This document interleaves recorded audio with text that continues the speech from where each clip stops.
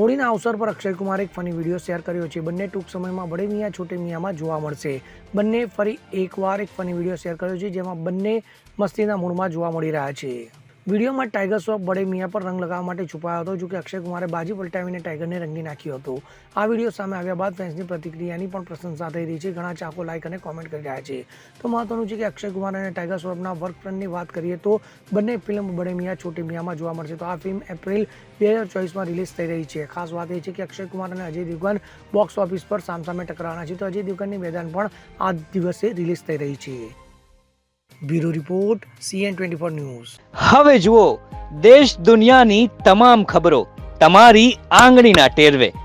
ઉઠાવો મોબાઈલ અને Google play store પરથી ડાઉનલોડ કરો અમારી CN24 ન્યૂઝ મોબાઈલ એપ।